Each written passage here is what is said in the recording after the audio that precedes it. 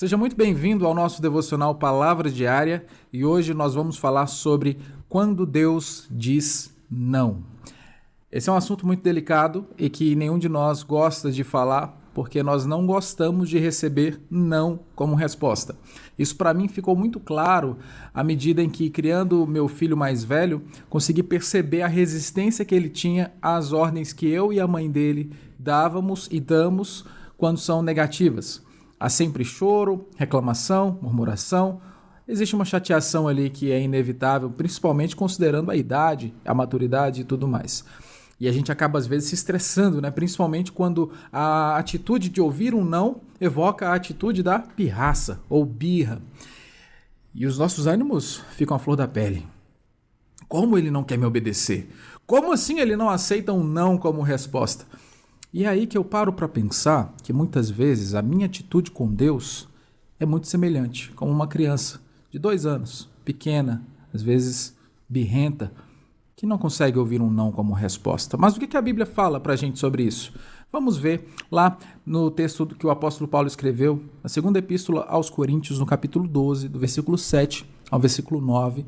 Eu vou ler aqui com você, preste bastante atenção no que diz a palavra de Deus. E para que não me ensoberbecesse com a grandeza das revelações, foi-me posto um espinho na carne, mensageiro de Satanás, para me esbofetear, a fim de que não me exalte. Por 3 vezes pedir ao Senhor que o afastasse de mim, então ele me disse: a minha graça te basta, porque o poder se aperfeiçoa na fraqueza. De boa vontade, pois, mas me gloriarei nas fraquezas, para que sobre mim repouse o poder de Cristo. Aqui nesse contexto nós estamos vendo o apóstolo Paulo falando sobre um espinho na carne que nós não sabemos ao certo o que é. Várias pessoas falam sobre isso e levantam hipóteses, mas não é o objetivo desse vídeo. O que interessa me dizer a você é exatamente como que Paulo reage ao receber não como resposta. Por 3 vezes ele clamou ao Senhor por livramento disso e a resposta foi negativa. Mas não somente isso, a resposta trouxe ainda um outro elemento, a suficiência da graça do nosso Deus. Então, às vezes nós oramos, pedimos a Deus o livramento, pedimos que o Senhor nos dê tal coisa, ou que Ele nos tire de tal situação, mas a resposta do Senhor é um não. Nós não somos libertos daquela doença, nós não somos livrados daquela situação difícil financeiramente falando, nós não conseguimos o emprego que tanto queríamos, não conseguimos a classificação numa determinada universidade e assim por diante. E como nós reagimos é o que realmente interessa.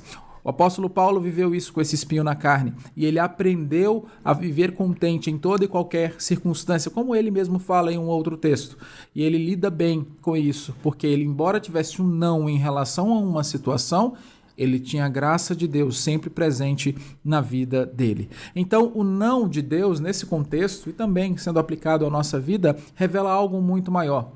Revela que existe graça suficiente. Não sei qual é a sua situação e pelo que você tem orado, mas algo eu tenho certeza. Se você é crente em Jesus Cristo, se você entende que Ele é o seu Senhor e seu Salvador, e você vive uma vida de piedade e dedicação no caminho do Senhor, a graça do Senhor é suficiente para cuidar do seu coração e te ajudar a viver em toda e qualquer situação. A fraqueza que o apóstolo Paulo sentia, tornou-se então um palco para a manifestação do poder divino. Então saiba disso.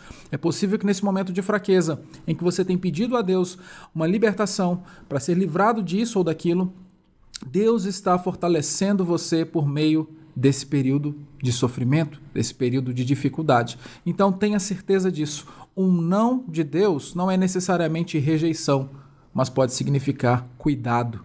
Pode ser uma maneira de Deus trabalhar o seu coração e melhorar você em áreas que você precisa de aperfeiçoamento. Deus nos sustenta, mesmo quando Ele não nos tira a dor. Então guarde isso no seu coração. Quando você receber um não, quando você não tiver a libertação que você espera daquela ou da outra situação, tenha certeza de que a graça do Senhor é suficiente para te fazer viver em toda e qualquer situação.